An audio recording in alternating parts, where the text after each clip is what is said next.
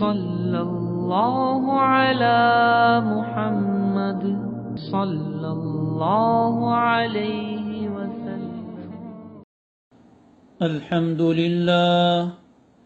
الحمد لله وكفى وسلام على عباده الذين اصطفى.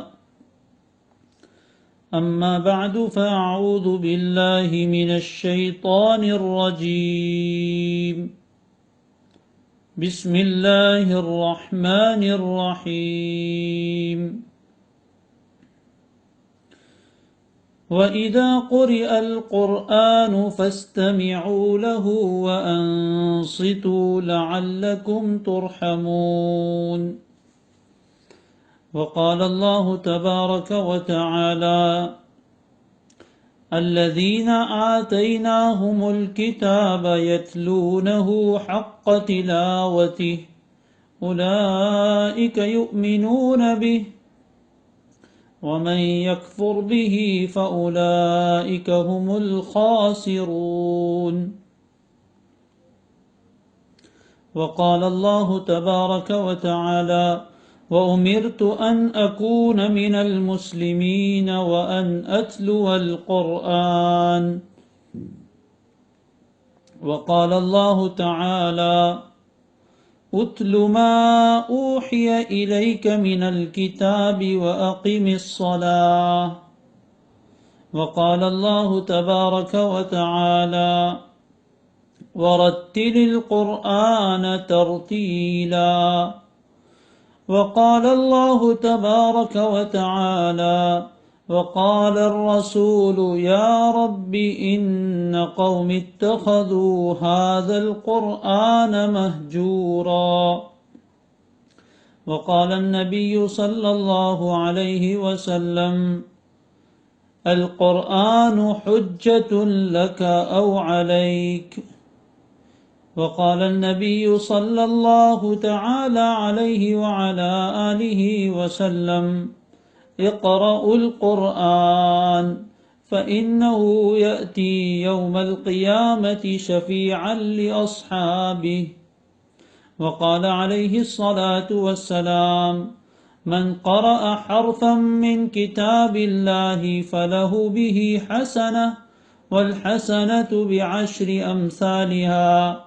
ولا أقول ألف لام ميم حرف بل ألف حرف ولام حرف وميم حرف، أو كما قال عليه الصلاة والسلام. اللهم صل على سيدنا محمد وعلى آل سيدنا محمد وبارك وسلم. اللهم صل وسلم وبارك على سيدنا وحبيبنا وشفيعنا محمد وعلى آله وأصحابه وأتباعه وأزواجه وذرياته أجمعين.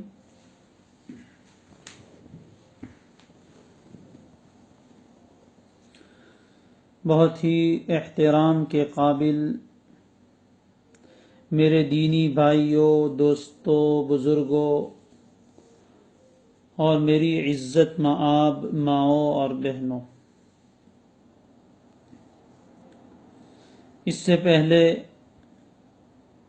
کہ آج کے اس اہم ترین موضوع پر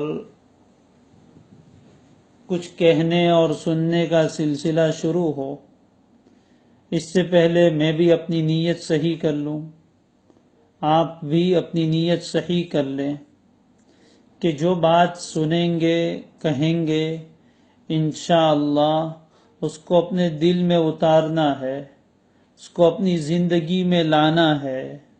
صرف سننے کے لیے نہیں سننا، بلکہ عمل کرنے کے لیے سننا ہے۔ اس کی پکی نیت کر لے، اللہ سے دعا بھی کر لے کہ پیارے اللہ، یہ آپ کے دین کی باتیں ہیں، ہمارے دل میں اسی وقت اترے گی اور عمل کی توفیق اسی وقت ہوگی جب آپ چاہیں گے، آپ اپنا فضل فرمائیں گے تو ہمیں ان پر عمل کی توفیق ہو جائے گی۔ آج ہمارا موضوع اور ٹاپک قرآن مجید کی تلاوت، قرآن مجید جو اللہ تبارک و تعالی کی سب سے مقدس کتاب، سب سے آخری کتاب، سب سے برکت والی کتاب، بے انتہا برکت والی کتاب جو اللہ تعالی نے ہمارے اوپر ہمارے لیے اتاری، اس کتاب کی تلاوت کے بارے میں اور اس کے حقوق کے بارے میں کچھ باتیں کہنے کا ارادہ ہے۔ محترم دوستوں اور بزرگوں، اللہ تبارک و تعالی نے ہمیں ظاہری اور باطنی، دینی اور دنیاوی بے شمار نعمتوں سے نوازا ہے۔ دینی نعمتوں میں جو بہت بڑی بڑی نعمتیں ہیں، ان میں سے ایک بہت بڑی نعمت اللہ تبارک و تعالی کی یہ آخری کتاب قرآن عظیم الشان ہے۔ یقیناً یہ بہت بڑی نعمت ہے، یہ وحی ہے، وحی۔ اسی وحی کے ذریعے سے اللہ کے رسول بنے۔ اسی قرآن مجید کو اللہ کا کلام کہا گیا۔ قرآن مجید اللہ کی کتاب بھی ہے اور اللہ تعالی کا کلام بھی ہے۔ کلام، یہ انسان، کلام کے معنی ہوتے ہیں بات کرنا، یہ صفت ہوتی ہے انسان کی، جیسے میں ابھی کلام کر رہا ہوں تو قرآن مجید اللہ تبارک و تعالی کا کلام ہے، اس کی صفت ہے، لہذا اس کا اللہ تعالیٰ کے ساتھ بہت خاص تعلق ہے۔ جس طریقے سے اللہ تعالیٰ اپنی مخلوق میں سب سے بلند و بالا، اسی طرح اس کا کلام تمام کلاموں سے سب سے زیادہ۔ کہا جاتا ہے کہ کلام الملوک ملوک الکلام، بادشاہوں کا جو کلام ہوتا ہے وہ کلاموں کا بادشاہ ہوتا ہے۔ تو اللہ تبارک و تعالیٰ تو شہنشاہ اعظم ہے، مالک الملک ہے، احکم الحاکمین ہے، رب کائنات ہے، لہذا اس کا کلام، یہ دنیا کا کوئی کلام اس کا مقابلہ کر ہی نہیں سکتا۔ کسی اور کلام کے ساتھ اس کا تقابل ہو ہی نہیں سکتا کہ یہ کتاب اور یہ کتاب دونوں میں کوئی تقابل کیا جائے، ایسا ممکن ہی نہیں ہے۔ اللہ تبارک و تعالی نے یہ کتاب ہمیں عطا فرمائی۔ یہ کتاب ہدایت ہے، راستہ دکھانے والی کتاب ہے، رہنمائی کرنے والی کتاب ہے۔ یہ کتاب نور ہے، جس کا ایک ایک حرف، جس کا ایک ایک زبر اور زیر اور جس کا ایک ایک نقطہ اللہ تبارک و تعالی نے نورانیت سے بھر دیا ہے۔ یہ عجیب و غریب اللہ کی نورانی کتاب ہے، سارے اندھیروں کو دور کر دیتی ہے۔ دل میں آنے والے اندھیرے، کفر و شرک کے اندھیرے، معصیت اور گناہوں کے اندھیرے، ضلالت اور جہالت کے اندھیرے، ان تمام اندھیروں کو دور کر کے روشنی دلوں میں کر دیتی ہے، دل میں اجالا کر دیتی ہے، دل کو منور کر دیتی ہے۔ یہ کتاب شفا ہے، اس میں ظاہری اور باطنی ہر بیماری کی شفا اللہ تعالیٰ نے رکھی ہے۔ ھذا کتاب مبارک، یہ کتاب مبارک ہے، برکت والی کتاب ہے، خیر والی کتاب ہے، بھلائی ہی بھلائی والی کتاب ہے۔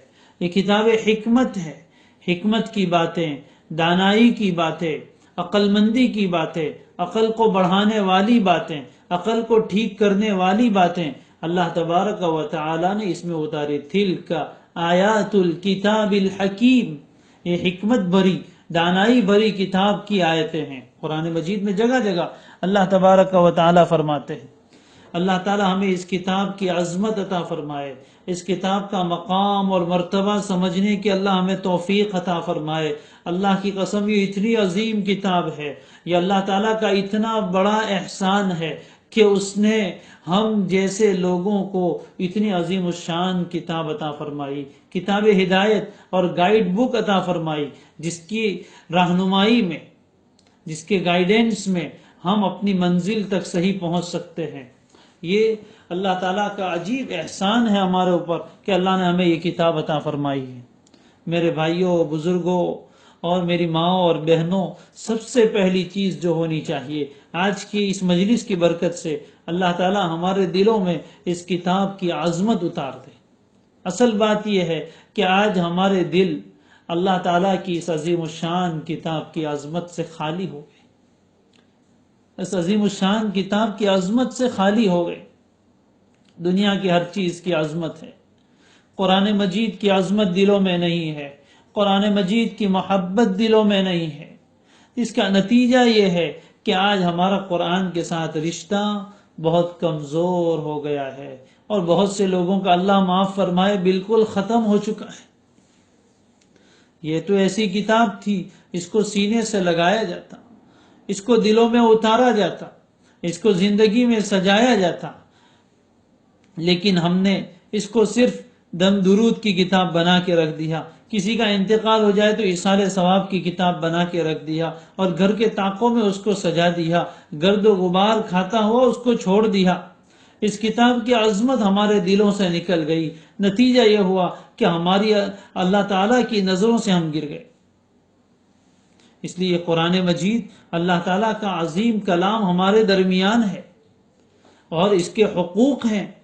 قرآن مجید کے بھی ہمارے ذمے حقوق ہیں، جس طرح اللہ تعالیٰ کے حق ہے ہمارے اوپر، اللہ کے نبی صلی اللہ علیہ وسلم کے حقوق ہیں امتیوں کے ذمے، اسی طرح اللہ تبارک و تعالیٰ کی عظیم الشان کتاب کے بھی حقوق ہیں ہمارے ذمے۔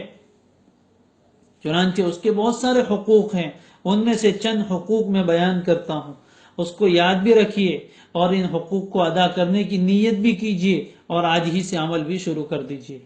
اس کتاب عظیم الشان کا، اللہ تبارک و تعالیٰ کی اس سب سے عظیم کتاب کا، جس کے مقابلے میں کوئی کتاب کہے جانے کے قابل نہیں، جس کا ایک ایک حرف سچا، اس کتاب کا ہم پر سب سے پہلا حق یہ ہے کہ ہم اس کتاب پر ایمان لائے، ہم اس کتاب پر ایمان لائے، یعنی اس قرآن مجید کو اللہ تبارک و تعالیٰ کی کتاب سمجھے، اور اس کا یقین کریں کہ یہ کتاب اللہ تبارک و تعالیٰ نے پوری انسانیت کی ہدایت کے لیے نبی اکرم صلی اللہ علیہ وآلہ وسلم پر جبریل امین کے واسطے سے اتاری۔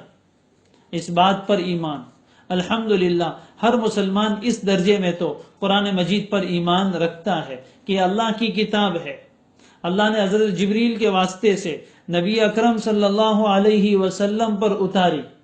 اور کیوں اتاری؟ سارے دنیا کے انسانوں کے لیے، قیامت تک آنے والے انسانوں کی ہدایت کے لیے اور رہنمائی کے لیے اس کتاب کو اللہ نے اتارا۔ یہ پہلی بات، پہلا حق، ایمان، قرآن مجید کو اللہ کی کتاب ماننا، نبی صلی اللہ علیہ وسلم پر اتاری گئی اس بات کو ماننا، اور پوری کائنات کے تمام انسانوں کے لیے اتاری گئی ہدایت بنا کر اس بات کو یقین رکھنا، یہ پہلا حق ہے۔ قرآن مجید کا دوسرا حق، اس کی تصدیق کی جائے، اس کو سچا مانا جائے، یعنی قرآن مجید کی ہر بات کو، قرآن مجید کی ہر آیت کو، اس میں بیان کی گئی ہر بات کو سچا مانے، اور اس کے مقابلے میں جتنی چیزیں ہیں ان سب کو غلط سمجھے، یہ قرآن مجید کا دوسرا حق ہے۔ اس کی تصدیق کرے، اس کو سچی کتاب سمجھے اور یقین کرے، اور قرآن مجید میں جو بات آئی ہے اس کے مقابلے میں، اس کے اپوزٹ میں جو باتیں ہیں ان تمام باتوں کی تردید کرے، اس کو رد کر دے کہ یہ بات صحیح نہیں ہو سکتی، قرآن جو کہتا ہے وہی صحیح، چاہے اس کے مقابلے میں ہمارے مشاہدات ہوں، ہماری آنکھوں سے نظر آنے والی چیزیں ایسی ہے جو قرآن سے خلاف ہے، تو ہم کہیں گے ہماری آنکھیں غلط ہے، قرآن کی باتیں غلط نہیں ہو سکتی۔ یہ دوسرا حق۔ قرآن مجید کا تیسرا حق یہ ہے کہ اس کے ساتھ محبت کی جائے۔ قرآن مجید کا یہ بھی حق ہے کہ اس کے ساتھ ایک مومن کو محبت ہو، اس کو پیار ہو، قرآن مجید کے ساتھ عشق ہو، یہ قرآن مجید کے ہم شیدائی بن جائے، قرآن کے ساتھ محبت، والہانہ محبت، ظاہراً بھی اور باطناً بھی، اس کی محبت قرآن مجید کے ساتھ ہمیں والہانہ محبت ہو۔ چنانچہ صحابہ کرام رضوان اللہ علیہ مجمعین کے یہاں ہمیں یہ چیزیں ملتی ہے۔ حضرت عکرمہ رضی اللہ تعالیٰ عنہ، ان کے بارے میں کتابوں میں موجود ہے کہ جب وہ قرآن مجید کی تلاوت کے لیے قرآن مجید کو لیتے تو سب سے پہلے قرآن مجید کو چومتے تھے، اس کو بوسہ دیتے تھے، الحمدللہ ہمارے دیار میں، ہمارے ملک میں بھی ہمارے اکابرین کی محنت کی برکت سے بہت سے مسلمان سیدھے سادے بھولے بھالے بیچارے عام طور پر عامی مسلمان، ان کا یہ معمول ہے کہ قرآن مجید کو چومتے ہیں۔ تو یہ صحابہ کا عمل ہے، اور پھر چومنے کے بعد کیا کہتے؟ ھذا کلام ربی، ھذا کلام ربی، یہ میرے رب کا کلام ہے، یہ میرے رب کا کلام ہے۔ جس طرح کوئی عاشق اپنے معشوق کا خط لے کر محبت سے اس کو دیکھتا ہے کہ میرے معشوق نے ایک خط لکھ کر بھیجا ہے، اس کاغذ کو بھی محبت کی نظر سے دیکھتا ہے، اس میں لکھی ہوئی جو تحریر ہوتی ہے اس کے پیچھے اسے اپنے معشوق کی انگلیاں نظر آتی ہے کہ یہاں بھی انگلی لگی ہوگی، اس کے اندر سے عجیب ایک خاص طرح کے جذبات ہوتے ہیں۔ ایک مومن کے بھی قرآن مجید کے ساتھ محبت کا یہی انداز ہونا چاہیے کہ میرا رب کا کلام ہے، میرے لیے اللہ نے اتارا ہے، کتنا عظیم کلام ہے، اس کو سینے سے لگائے، اس کو چومے، اس کے ساتھ محبت کا اظہار کرے۔ قرآن مجید کا چوتھا حق یہ ہے کہ اس کی عظمت اور اس کی تعظیم کی جائے، اس کا احترام کیا جائے، ہر طرح کی بے احترامی سے قرآن مجید کو بچایا جائے۔ چنانچہ اس کو ایسی جگہ نہ رکھا جائے جہاں اس کی بے احترامی ہوتی ہو، اس کو اچھی پاک جگہ پر رکھا جائے، اس کے ظاہری اوراق کی بھی حفاظت کی جائے، اس کو کسی اچھے لباس میں یعنی اچھے جزدان میں، اس کو کپڑے میں لپیٹ کر رکھا جائے۔ خود تو ہم بہترین کپڑے پہنتے ہیں، لیکن قرآن مجید کے اوپر جزدان چڑھانے کے لیے میلا کچیلا کپڑا، اور اکثر تو ایسے ہی ہم رکھ دیتے ہیں۔ اس کو اچھی طرح اچھے کپڑے میں لپیٹ کر اس کو رکھا جائے اور اس کو محبت کے ساتھ لیا جائے، ادب احترام۔ کبھی گھر میں، ہمارے یہاں مسلمانوں کے یہاں یہ بھی ایک بہت بڑا المیہ ہے، تکلیف کی بات ہے کہ چھوٹے چھوٹے بچے مکتب میں پڑھنے جاتے ہیں، وہ قرآن مجید کے اوراق کو پھاڑ دیتے ہیں، کہیں ادھر ادھر پڑے رہتے ہیں، اس کی بڑی بے احترامی ہوتی ہے، اس کا بڑا وبال آتا ہے، اللہ حفاظت فرمائے۔ لہذا اس کی عظمت اور احترام ہونا چاہیے۔ پانچواں حق قرآن مجید کا، جو آج کا ہمارا خاص ٹاپک ہے، وہ ہے تلاوت، کہ صرف محبت کر کے اس کو رکھ نہ دیا جائے، صرف چوما چاٹی کر کے اس کو رکھ نہ دیا جائے، یا اتنا اونچا بھی نہ رکھا جائے کہ پھر کبھی اتارنے بھی نہ آئے، اتنا اونچا بھی نہ رکھا جائے کہ پھر کبھی اتارنے میں ہی نہ آئے۔ اس کو اس طرح رکھا جائے، اونچا رکھنے کا مطلب یہ ہے کہ آدمی کے پیروں میں نہ آئے، اتنی اونچی جگہ پر ہو کہ جہاں سے آسانی سے لے سکے۔ تو اس کا حق، پانچواں حق یہ ہے کہ اس کی تلاوت کی جائے، قرآن مجید کی تلاوت، یہ بہت بڑا حق ہے، یعنی اس کے الفاظ کو پڑھنا۔ اس کے بارے میں آگے انشاءاللہ بات کرتے ہیں۔ چھٹا حق یہ ہے کہ قرآن مجید کو سمجھا جائے، اس کو سمجھنے کی کوشش کی جائے کہ میرا رب مجھ سے کیا کہتا ہے۔ آج بڑی افسوس کی بات ہے، دنیا کی ہر کتاب انسان سمجھنے کے لیے پڑھتا ہے، اور جو کتاب سمجھنے کے لیے اتاری گئی اس کتاب کو بے سمجھے پڑھتا ہے۔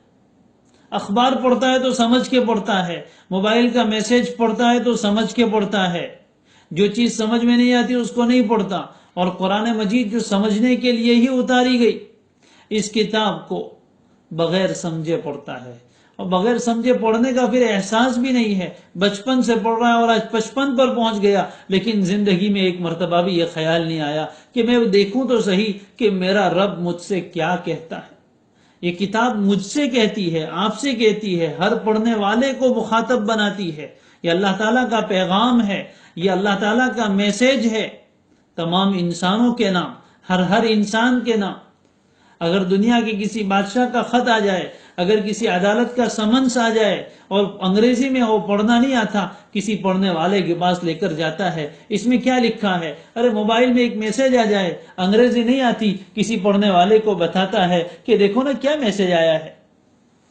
ایک موبائل کی کمپنی کا میسج پڑھانے کے لیے تو جاتا ہے، لیکن اتنے بڑے رب کا میسج ہمارے پاس آیا ہے، اس کو کسی عالم سے جا کر نہیں پوچھتا کہ میرا رب مجھ سے کیا کہتا ہے۔ میں اتنے سال سے سورہ فاتحہ پڑھتا ہوں، اس میں اپنے رب سے کیا بات کرتا ہوں، میرے رب نے سورہ اخلاص میں کیا کہا ہے، میرے رب نے سورہ کافرون میں کیا سمجھایا ہے، میرے رب نے الم تر کیف فعل میں کیا کہا ہے، ویل لکل ہمزہ کیا کہتی ہے، سورہ یاسین شریف میں میرے رب نے کیا کیا باتیں اتاری ہے، الرحمن میں میرا رب کیا فرماتا ہے، اس کی توفیق نہیں کہ کسی عالم سے جا کر پوچھے۔ اللہ نے اتنے وسائل آسان کر دیے، گھر میں بیٹھ کر سننے کے آلات موجود ہے، لیکن توفیق نہیں ہے کہ اپنے رب کے کلام کی آیت کو سمجھے۔ انگلینڈ جانے والا ہو، امریکہ جانے والا ہو، انگریزی سیکھتا ہے، فرفڑ بولتا ہے، ان کے لہجے میں بولنا سیکھتا ہے، اور جنت میں جانے کے لیے اللہ کے کلام کو سیکھنے کی توفیق نہیں ہے۔ یہ بے توفیقی کی بات ہے، یہ محرومی کی بات ہے۔ اللہ تعالی ہماری حفاظت فرمائے۔ قرآن مجید کا 7واں حق یہ ہے کہ اس کو سمجھنے کے بعد اس پر عمل کیا جائے، اس پر عمل کیا جائے۔ یہ کتاب عمل کی ہے، یہ کتاب عمل کے لیے آئی ہے، زندگی میں اتارنے کے لیے آئی ہے، صرف پڑھنے کے لیے نہیں۔ یقیناً اس کا پڑھنا بہت باعث برکت ہے، بہت اجر و ثواب کا ذریعہ ہے، لیکن اس کا مقصد صرف یہی نہیں ہے۔ ایک بہت بڑے بزرگ گزرے ہیں، حضرت فضیل ابن عیاض رحمۃ اللہ علیہ، وہ فرمایا کرتے تھے انزل القرآن لیعمل بہ، قرآن مجید تو اس لیے اتارا گیا تھا کہ اس پر عمل کیا جائے۔ فاتخذ الناس قراءته عملا، لوگوں نے اس کے پڑھنے کو ہی عمل بنا لیا اور عمل سے فارغ ہو گئے۔ تو اس پر عمل کرنا، آج جو مسلمانوں کی پستی ہے اور مسلمان ذلتی کی زندگی گزار رہے ہیں، اس کے بہت سارے اسباب ہیں، ان میں ایک بنیادی سبب، بہت بڑا سبب، یہ قرآن مجید سے دوری ہے، اس کی تلاوت سے دوری، اس کو سمجھنے سے دوری اور اس پر عمل کرنے سے دوری۔ مسلمان نے آج سب کچھ پڑھا، قرآن نہیں پڑھا، گیا اس کو ایک زائد کتاب سمجھا، اپنی زندگی کے مقاصد میں قرآن کو سیکھنا اس نے بٹھایا ہی نہیں۔ اللہ تعالیٰ فرما، حدیث شریف میں ہے ان اللہ یرفع بہذا الکتاب اقواما ویضع بہ آخرین، اللہ اسی کتاب کے اوپر عمل کرنے کی وجہ سے کچھ لوگوں کو، کچھ قوموں کو بلندی عطا فرماتے ہیں اور کچھ لوگوں کو ذلیل کر دیتے، کچھ لوگوں کو ذلیل کر دیتے۔ اتر کر حرا سے سوئے قوم آیا اور ایک نسخے کیمیا ساتھ لایا، وہ بجلی کا کڑکا تھا یا صوت ہادی، عرب کی زمین جس نے ساری ہلا دی۔ یہ قرآن مجید تھا جس نے صحابہ کی زندگی بدلی، جس نے دنیا میں ایک انقلاب برپا کر دیا۔ یہ قرآن مجید پر عمل کرنا، یہ اس کا 7واں حق ہے۔ 8واں حق قرآن مجید کا یہ ہے کہ اس کی طرف لوگوں کو بلایا جائے، اس کی دعوت دی جائے، لوگوں کو قرآن سنایا جائے، لوگوں کو قرآن سمجھایا جائے۔ یہ قرآن مجید کا بہت بنیادی حق ہے۔ یہ کتاب اسی لیے آئی، اللہ کے نبی صلی اللہ علیہ وسلم جب لوگوں کو دعوت دیتے، یہی قرآن پڑھ کر سناتے تھے۔ قرآن دعوت کی کتاب ہے، زبان سے بھی اس کی دعوت دی جائے، قلم سے بھی اس کی دعوت دی جائے، اپنے عمل سے بھی اس کی دعوت دی جائے، اپنی زندگی سے اس کی دعوت دی جائے۔ یہ قرآن مجید کا 8واں حق ہے۔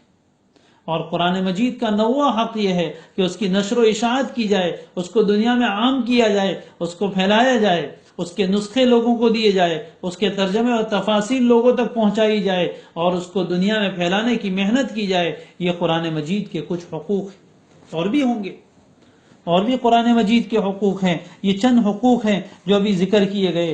یقین اپنے دل کے گہرائی سے سچی نیت کرے کہ ہمیں قرآن مجید کے ان حقوق کو ادا کرنا ہے، قرآن مجید کے ان حقوق کو ادا کرنا ہے۔ یہ بڑے بڑے جو حقوق بیان کیے، اس میں ایک بہت بڑا حق تلاوت ہے۔ تلاوت، یہ قرآن مجید کی تلاوت، یہ بہت بڑی نعمت ہے۔ جب انسان قرآن مجید کی تلاوت کرتا ہے تو گویا اللہ تعالیٰ اس سے بات کرتے ہیں۔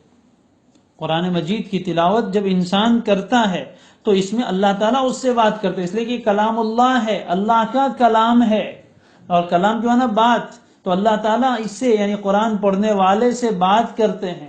یہ عجیب، قرآن مجید عجیب نعمت ہے۔ اس کے پڑھنے کا مزہ الگ، اس کے سننے کا لطف الگ، اور اس کو سنانے کا مزہ الگ، اور اس کو سمجھنے کا لطف الگ ہے، اس کو سمجھانے کا مزہ الگ ہے، اور اس پر عمل کرنے کا لطف تو کچھ اور ہی ہے، اور اس کو دوسروں تک پہنچانے کا مزہ الگ ہے۔ اس کے ہر رنگ نرالے ہیں۔ یہ اللہ تعالیٰ کی بہت بڑی نعمت ہے کہ اللہ تعالیٰ نے ہمیں قرآن مجید کی تلاوت کی توفیق عطا فرمائی، بلکہ حکم دیا۔ یہ اللہ تعالیٰ ہم سے ہم کلام ہوتے ہیں، اللہ تعالیٰ ہم سے بات کرتے ہیں۔ اور ایک بات میں آپ کو بتاؤں، شاید آپ کے لیے بات نہیں ہو، لیکن اللہ تبارک و تعالیٰ کے آسان کرنے سے ہم اس قرآن کو پڑھ سکتے ہیں، ورنہ کہاں ہماری یہ گندی زبانیں اور کہاں اللہ تبارک و تعالی کا یہ بھاری برکم کلام، جس کے بارے میں قرآن نے فرمایا لو انزلنا هذا القرآن على جبل لرأيته خاشعا متصدعا من خشیت اللہ، اگر ہم اس قرآن مجید کو پہاڑ جیسی بڑی مخلوق پر اتارتے تو اس کے بوجھ کی وجہ سے تم دیکھتے کہ وہ پہاڑ ریزہ ریزہ ہو جاتا، چورا چورا ہو جاتا، اس کو برداشت کرنے کی سکت پہاڑ میں نہیں تھی۔ تو کیا گنجائش ہے کہ ہمارا چھوٹا سا دل اس قرآن مجید کے بوجھ کو اٹھا لے، اور ہماری یہ زبانیں قرآن مجید کے ایسے عظیم ترین الفاظ کی تلاوت کر لیں اور اتنا آسانی سے کر لے، یہ ہمارے بس کی بات نہیں تھی۔ اللہ تبارک و تعالی نے آسان فرمایا۔ قرآن مجید تو پیغمبر صلی اللہ علیہ وسلم کو یہ کہتا ہے انما یسرناہ بلسانک، اے پیغمبر آپ کی زبان پر اس قرآن کو ہم نے آسان کیا۔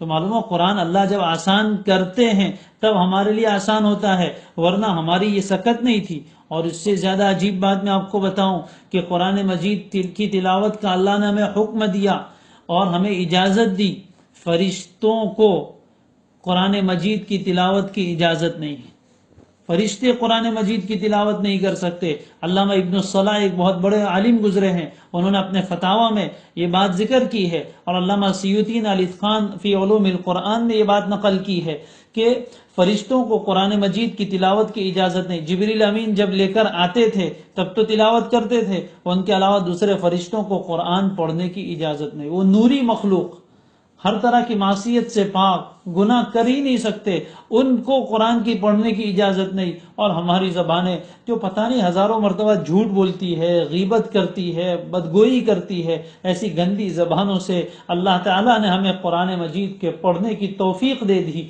اجازت دے دی۔ یہ ان کا اتنا بڑا کرم ہے، اتنا بڑا کرم ہے کہ ہم اس کا کبھی احسان نہیں، جو اللہ تبارک و تعالیٰ کا اس پر شکر ادا نہیں کر سکتے۔ یہ اتنی بڑی نعمت ہے جو اللہ تعالیٰ نے ہمیں عطا فرمائی۔ اور نبی اکرم صلی اللہ علیہ وسلم کو بھی اللہ تعالیٰ نے حکم دیا قرآن مجید میں تلاوت کرنے کا، اتل ما اوحی الیک من الکتاب، تلاوت کیجئے اور ٹھہر ٹھہر کر پڑھنے کا حکم دیا، ورتل القرآن ترتیلا، قرآن مجید کو ٹھہر ٹھہر کر اطمینان سے پڑھیے، سوچتے ہوئے پڑھیے، یہ حکم دیا۔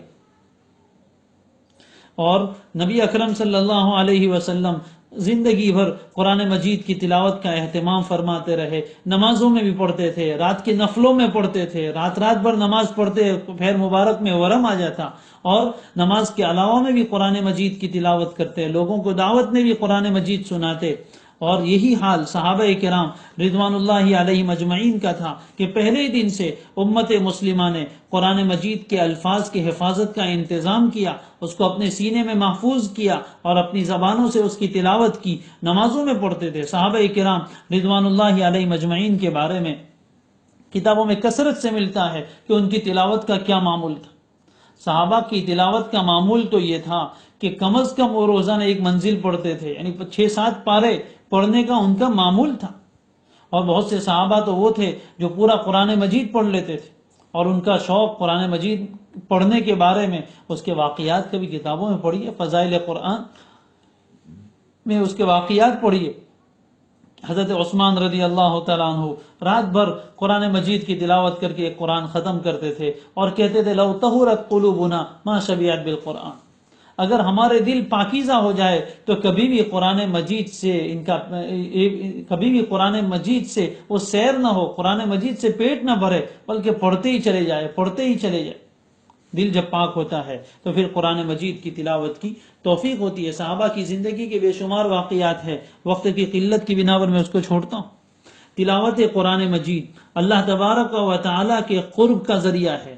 اللہ کی نزدیکی جتنی قرآن مجید سے ملتی ہے اتنی کسی اور چیز سے نہیں۔ حدیث شریف میں یہ مضمون وضاحت کے ساتھ آیا ہے، اللہ تعالیٰ خود فرماتے ہیں کہ میرے بندے کسی چیز سے میرا اتنا قرب اور نزدیکی حاصل نہیں کر سکتے جتنا کہ وہ اس چیز سے کرتے جو مجھ سے نکلی ہے، اور اللہ سے نکلی ہوئی چیز قرآن مجید ہے۔ تو قرآن مجید کے ذریعے سے جتنا اللہ کا قرب حاصل کیا جا سکتا ہے، اس کی تلاوت سے، اس کی محبت سے، اور اس پر عمل سے، اور اس میں تدبر سے، اس کی تعلیم سے، اتنا کسی اور چیز سے اللہ کا قرب حاصل نہیں ہو سکتا۔ اور اس پر ثواب بے شمار۔ ابھی میں نے حدیث پڑھی تھی شروع میں، نبی اکرم صلی اللہ علیہ وسلم نے ارشاد فرمایا کہ جو آدمی قرآن مجید کا ایک حرف پڑھے اللہ تبارک و تعالی اس کو 10 نیکیاں عطا فرماتے ہیں۔ جو آدمی قرآن مجید کا ایک حرف پڑھے اس کے لیے حسنہ ہے، اور ایک حسنہ 10 نیکی کے برابر ہے۔ اور پھر فرمایا کہ میں یہ نہیں کہتا ہوں کہ الف لام میم یہ پورا ایک حرف ہے، بلکہ الف ایک الگ حرف ہے، لام ایک الگ حرف ہے، میم ایک الگ حرف ہے۔ جو آدمی الف لام میم پڑھتا ہے تو اس کو 30 نیکیاں ملتی۔ اندازہ لگائے اسے بسم اللہ الرحمن الرحیم میں تقریباً 19 حروف ہیں۔ جو آدمی صرف بسم اللہ الرحمن الرحیم پڑھتا ہے 2 3 4 سیکنڈ لگتی ہے، 190 نیکی اس کے اعمال نامے میں۔ اور پھر جتنا اخلاص، جتنی محبت، اتنا ہی ثواب اللہ تعالیٰ اپنے اعتبار سے بڑھاتے ہیں۔ اب کوئی آدمی قرآن مجید کے 2 صفحے پڑھے، اس میں کئی ہزار حروف آ جاتے ہیں، لاکھوں نیکیاں اس کے لیے جمع ہو جاتی ہے، چند منٹ لگتی ہے۔ قرآن مجید کا 1-2 صفحہ پڑھنا ہو، عام طور پر لوگ 1-1.5-2 منٹ میں ایک صفحہ آسانی سے پڑھ لیتے ہیں۔ بس اتنی دیر میں ہزاروں نیکیاں اپنے اعمال نامے میں انسان جمع کر سکتا ہے۔ کتنی بڑی سعادت کی بات ہے جب انسان کو اللہ توفیق دیتے ہیں تو پھر قرآن کی تلاوت اس کثرت سے ہوتی ہے کہ اس کو پوچھیے مت۔ ان کے لیے روزانہ 10 پارے پڑھنا، 20 پارے پڑھنا، اور بعض اللہ کے بندوں کے لیے پورا قرآن روزانہ پڑھنا آسان۔ یہ عجیب چیز ہے، جتنا زیادہ قرآن اور ذکر جتنا زیادہ کیا جاتا ہے اتنی ہی وقت میں گنجائش نکلتی چلی جاتی ہے، وقت میں برکت ہوتی چلی جاتی ہے۔ صحابہ کرام رضوان اللہ علیہم اجمعین اتنا قرآن پڑھتے تھے تو کیا فرصت میں بیٹھے تھے؟ وہ تو اپنے ہاتھ سے اپنی روزی بھی کماتے تھے، محنت مزدوری کرتے تھے، ان کے بیوی بچے بھی تھے، اللہ کے راستے میں جہاد کے لیے بھی جاتے تھے، سارے کام کرتے تھے، اس کے ساتھ قرآن مجید کی اتنی تلاوت کر لیتے تھے۔ وہ ہم سے بہت زیادہ مصروف اور مشغول تھے، لیکن اللہ کی توفیق تھی جب اللہ تعالیٰ کسی کو، تو امام ابو حنیفہ رحمہ اللہ کے بارے میں اور دیگر ہمارے بڑے ائمہ کے بارے میں ہے، وہ دین کا بھی اتنا کام کر گئے اور اس کے ساتھ قرآن مجید کی تلاوت بھی کثرت سے۔ ہاں، لیکن جب قرآن مجید روٹھ جاتا ہے، جب قرآن مجید ناراض ہو جاتا ہے تو اس کی ایک آیت پڑھنا بھی انسان کے لیے بڑا مشکل ہو جاتا ہے۔ اس کی ایک آیت پڑھنا بھی مشکل ہو جاتا ہے۔ یہ شاہی کتاب ہے، یہ کوئی معمولی کتاب نہیں ہے، یہ شاہی کتاب ہے، یہ بادشاہ اللہ تبارک و تعالیٰ کی طرف سے اتاری گئی ہے۔ اس کے ناز ہے، اس کے ناز ہے، اس کے اپنے اطوار ہے۔ لہذا جب انسان اس کی طرف سے اعراض کرتا ہے اور اس کی طرف سے بے توجہی برتتا ہے، کئی دن تک قرآن مجید کو نہیں اٹھاتا، تو پھر قرآن مجید بھی اس سے روٹھ جاتا ہے۔ پوری دنیا بھر کی چیزیں اس کو پڑھنے کی توفیق ہوتی ہے، لیکن قرآن مجید پڑھنے کی توفیق نہیں ہوتی۔ دنیا بھر کی چیزیں سننے کی توفیق ہوتی ہے، لیکن قرآن مجید سننے کی توفیق نہیں ہوتی۔ جس طرح قرآن مجید کو پڑھنا عبادت ہے، اس کا سننا بھی عبادت ہے۔ وَإِذَا قُرِئَ الْقُرْآنُ فَاسْتَمِعُوا لَهُ، قرآن مجید جب پڑھا جائے تو غور سے سنو، وَأَنصِتُوا، اور چپ رہو، لَعَلَّكُمْ تُرْحَمُونَ، تمہارے اوپر رحمت کی بارش برسائی جائے گی۔ آج عجیب و غریب ماحول ہے، نعتیں خوب چلتی ہے، ہماری خاص طور پر خواتین دن بھر نعتیں سنتی رہتی ہے اور اپنے کان کی لذت لیتی رہتی ہے۔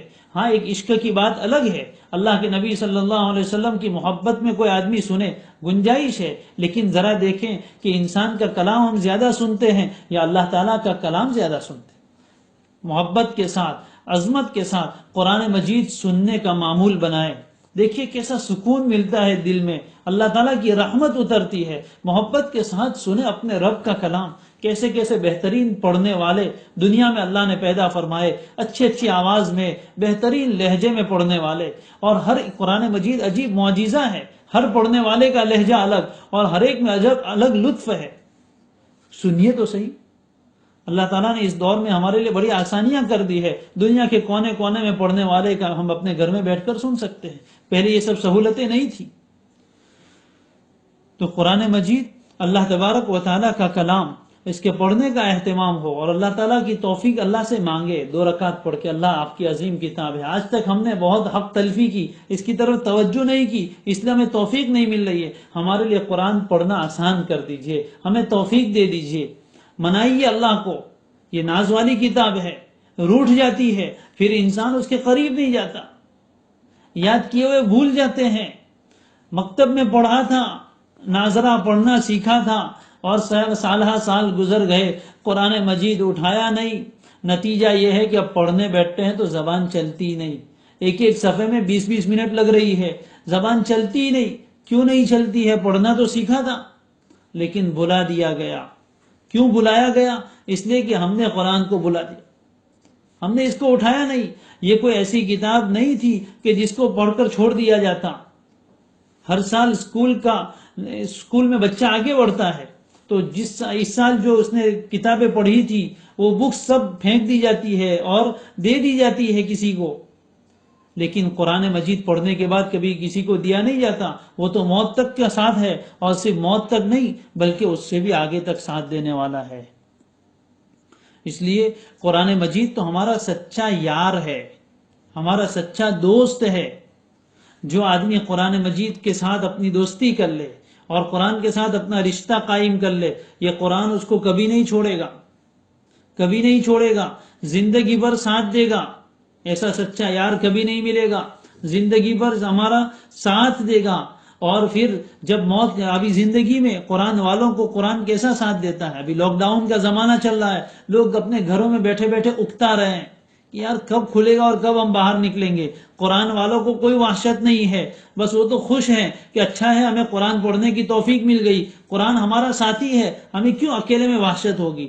قرآن، اللہ، جب ہم اکیلے ہوتے ہیں قرآن پڑھتے اللہ ہم سے بات کرتا ہے، جب اللہ بات کرتا ہے تو پھر وحشت کیسی؟ پھر جب موت کا وقت آتا ہے، وہ جھانکنی کا عالم، روح کے نکلنے کا وقت، انتہائی سخت وقت، قرآن مجید اس وقت بھی ان کا ساتھ دیتا ہے، ان کے ایمان کو محفوظ کرتا ہے، شیطان کو ان کے قریب نہیں آنے دیتا۔ پھر جب جنازہ اٹھتا ہے اور قبر میں اتارا جاتا ہے، سب لوگ چھوڑ کر چلے آتے ہیں، کوئی ساتھ نہیں ہوتا۔ قرآن مجید ایسا سچا دوست ہے جو قبر میں بھی ساتھ آئے گا۔ آج ہم نے اپنے موبائل میں، فیس بک پہ، واٹس ایپ پہ لگ کے قرآن مجید کو چھوڑ دیا، کیا قبر میں یہ سب چیزیں ساتھ آئے گی؟ وہاں کسی کمپنی کا نیٹ ورک نہیں آتا ہے، کوئی سیل فون ساتھ نہیں جائے گا، وہاں اگر ساتھ آئے گا تو یہ قرآن ساتھ لے جانا ہے، اس کو قبر میں ساتھ لے کر جانا ہے۔ اگر دنیا میں اس سے دوستی قائم کی تو قبر میں بھی یہ انسیت کا ذریعہ بنے گا، وہاں بھی ہماری حفاظت کرے گا۔ صرف اتنا ہی نہیں بلکہ میدان محشر میں جب ہم قبروں سے اٹھ کر پہنچیں گے اور اللہ تبارک و تعالیٰ انتہائی غضب کی حالت میں ہوں گے اور اولین و آخرین سب لوگ میدان محشر میں جمع ہوں گے، اس موقع پر بھی یہ قرآن مجید ہمارا ساتھ چھوڑنے والا نہیں ہے اگر اس سے ہم نے دوستی نبھائی۔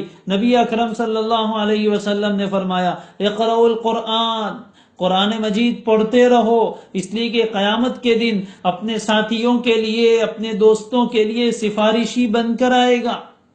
حضور اکرم صلی اللہ علیہ وسلم کا یہ ارشاد مسلم شریف میں موجود ہے، قرآن مجید پڑھتے رہو، قیامت کے دن وہ اپنے ساتھیوں کے لیے سفارشی بن کر آئے گا۔ اور نبی اکرم صلی اللہ علیہ وسلم نے ایک دوسری روایت میں فرمایا، القرآن حجت لک او علیک، یہ قرآن یا تو تیرے لیے اللہ کے سامنے حجت اور دلیل بن کر آئے گا یا تیرے خلاف دلیل بن کر آئے گا۔ دوسری روایتوں میں اس کی وضاحت فرمائی کہ جو آدمی قرآن مجید کو پڑھتا ہے، اس کا حق ادا کرتا ہے، قیامت کے دن یہ قرآن مجید آئے گا، یہ زندہ کتاب ہے، قرآن مجید زندہ کتاب ہے، کوئی مردہ صرف کاغذات کا نام نہیں ہے۔ جس طرح زندہ آدمی سب کو پہچانتا ہے اور پڑھنے والوں کو بھی جانتا ہے اور اپنے سے رشتہ توڑنے والے کو بھی جانتا ہے، قرآن مجید بھی اپنے سے رشتہ جوڑنے والوں کو جانتا ہے اور اپنے سے رشتہ توڑنے والوں کو جانتا ہے۔ جنہوں نے قرآن سے رشتہ جوڑا تھا، قیامت کے دن قرآن مجید آگے آگے چلے گا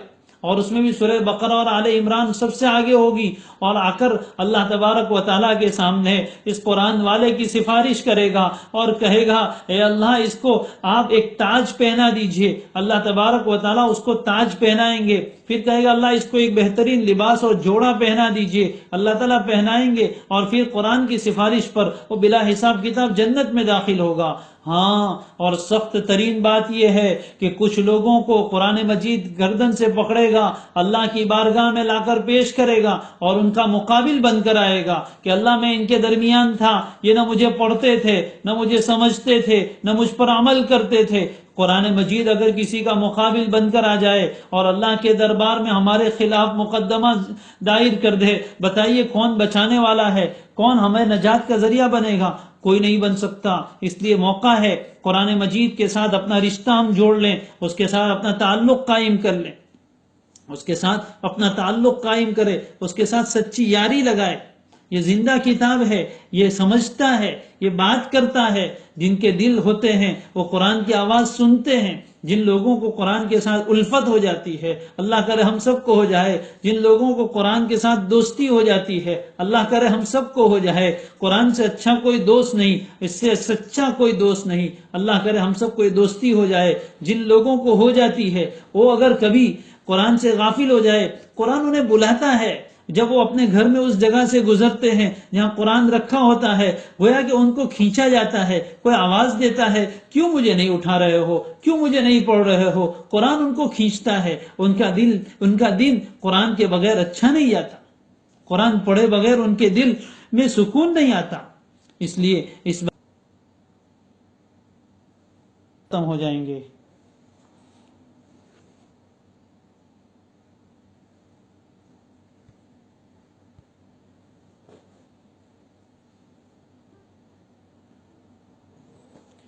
اگر 10 پارے کی تلاوت ہو تو پورے قرآن رمضان میں 10 پارے کی تلاوت، 10 قرآن مجید ختم ہوں گے. اگر دوسرا درجہ یہ ہے کہ 3 پارے کی تلاوت ہو روزانہ تو پورے رمضان میں 3 قرآن ختم ہوں گے. اور تیسرا درجہ یہ ہے کہ روزانہ 1 پارے کی تلاوت ہو تو انشاءاللہ پورے رمضان میں 1 قرآن مجید تو کم از کم درجہ یہ ہے کہ ایک قرآن ختم کرے. لیکن یہ بہت کم درجہ ہے.